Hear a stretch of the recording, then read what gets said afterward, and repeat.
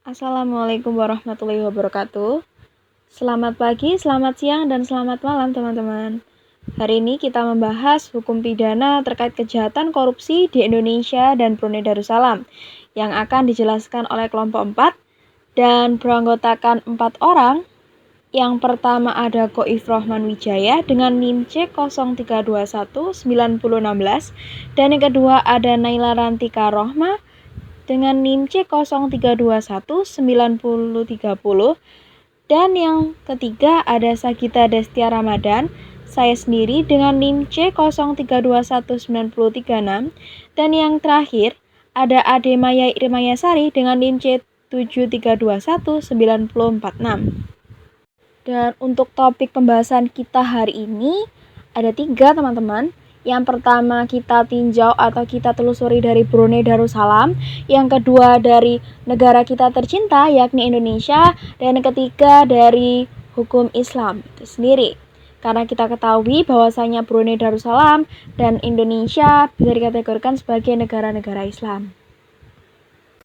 Pengertian korupsi. Menurut Robert Klitgard, korupsi adalah tingkah laku yang menyimpang dari tugas-tugas resmi sebuah jabatan negara karena keuntungan status atau uang yang menyangkut pribadi, perorangan, keluarga dekat, kelompok sendiri, atau melanggar aturan-aturan pelaksanaan beberapa tingkah laku pribadi.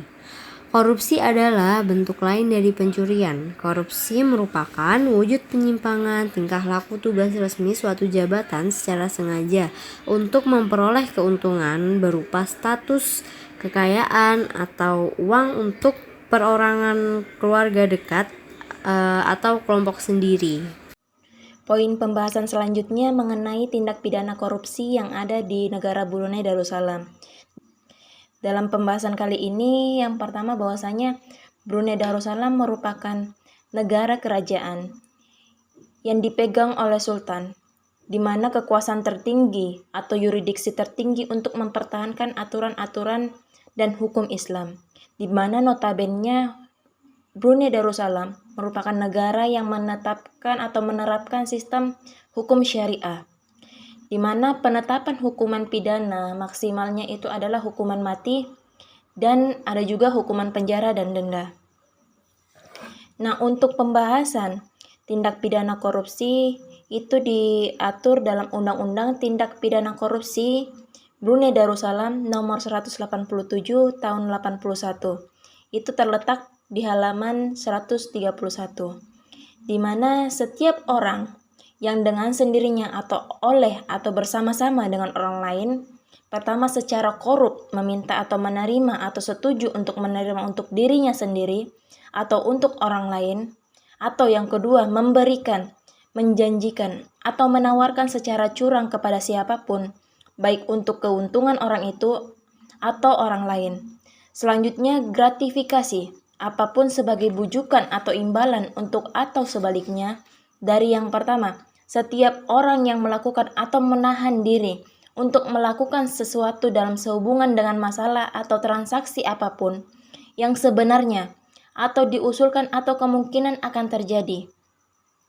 Kedua, setiap anggota, penjabat, atau pelayan dari badan publik yang melakukan atau menahan diri untuk melakukan apapun sehubungan dengan masalah atau transaksi apapun aktual atau yang diusulkan atau kemungkinan akan terjadi di mana badan publik yang bersangkutan, maka hukuman dendanya sebesar $30.000 dan penjara selama 7 tahun.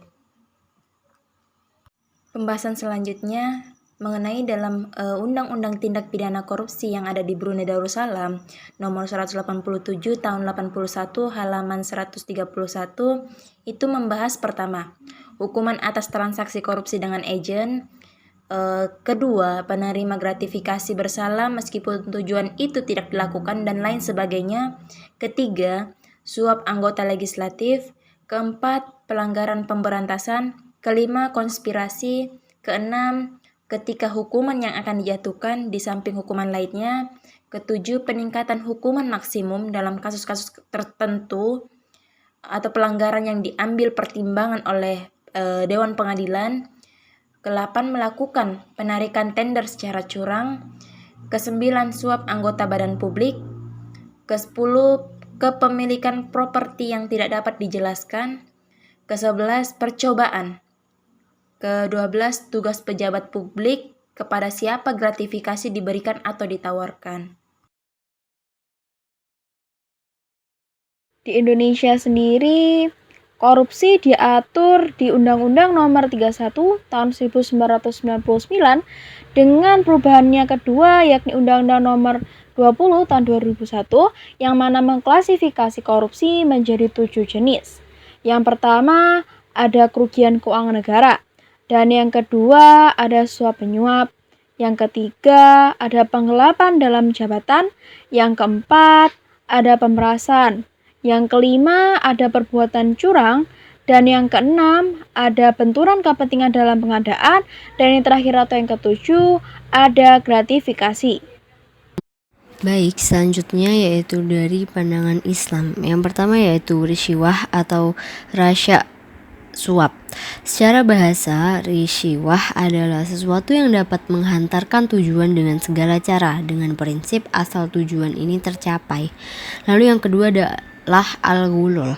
Al-ghulul adalah perbuatan khianat, pada asalnya bermakna pencurian terhadap harta ghanimah sebelum dibagi. Lalu yang ketiga ada asyuthu. Kata asyuthu yang terdapat di dalam ayat 42 surat Al-Maidah berarti sesuatu yang haram dan kotor. Asyuthu juga berarti sesuatu yang berasal dari usaha yang keji dan juga haram, seperti penjualan anjing, hammer, bangkai, dan sebagainya. Lalu selanjutnya yaitu ada khianat. Secara umum khianat ini berarti orang yang tidak menepati janji dan tidak bisa memelihara dengan baik amanah yang telah dipercaya kepadanya. Larangan mengkhianati amanah sesama manusia ini beriringan dengan larangan mengkhianati Allah dan juga Rasulnya. Lalu yang kelima ada asyariqah. Makna syariqah ini secara bahasa adalah mengambil harta secara sembunyi dari tempat penyimpanannya. Sedangkan secara syara yang dimaksud dengan syariqah atau mencuri adalah seseorang yang sudah baligh berakal mengambil sejumlah harta tertentu tanpa hak secara sembunyi yang mana harta tersebut tersimpan di tempatnya. Lalu selanjutnya ada ihtihab dan ihtilas. Ihtihab ini yaitu merampas atau menjamret dan ihtilas ini mencopet atau mengutil. Kedua bentuk kejahatan ini di antara perbuatan khianat terdapat berbeda dengan mencuri dan tidak dikenai hukuman potong tangan seperti hadis Nabi yang diriwayatkan oleh Tirmizi An-Nasi yang artinya dari Jibir dari Rasulullah, beliau bersabda, tidaklah hukum potong tangan seorang pengkhianat, perampas, dan pencopet pengambilan secara diam-diam. Hadis riwayat Tirmizi. Lalu jika mengacu kepada beberapa istilah korupsi di dalam pandangan syara ini, di mana yang paling tepat untuk mewakili makna dari korupsi adalah al-ghulu.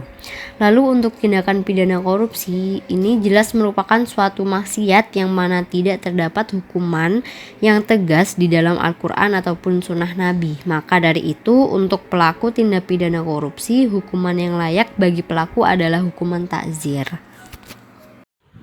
Selanjutnya penanganan korupsi.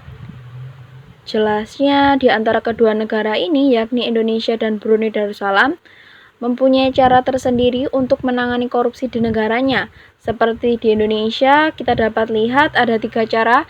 Yang pertama perbaikan sistem, yang kedua represif, yang ketiga edukasi dan kampanye. Sedangkan di Brunei Darussalam ada 2 cara. Yang pertama dengan menerapkan pendidikan anti korupsi berbasis kurikulum nasional sekolah dasar dan menengah.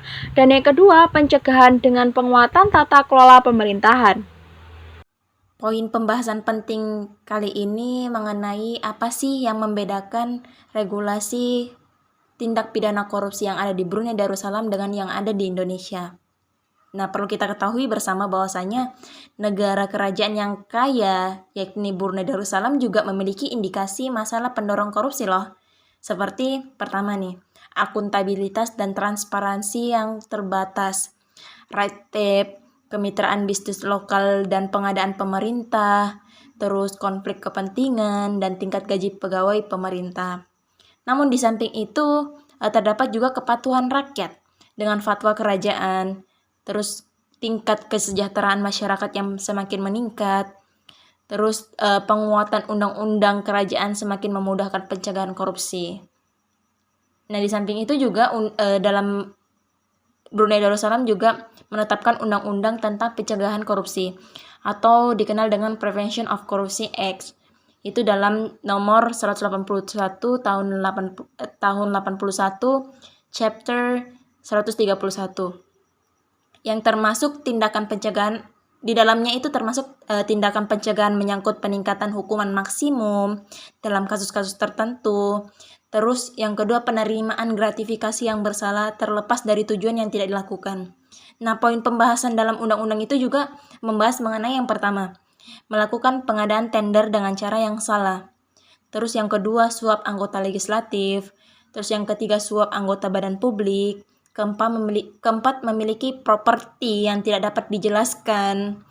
Kelima, pejabat publik kepada siapa gratifikasi diberikan atau ditawarkan. Nah, semuanya itu diatur dalam undang-undang pencegahan korupsi yang ada di Brunei Darussalam.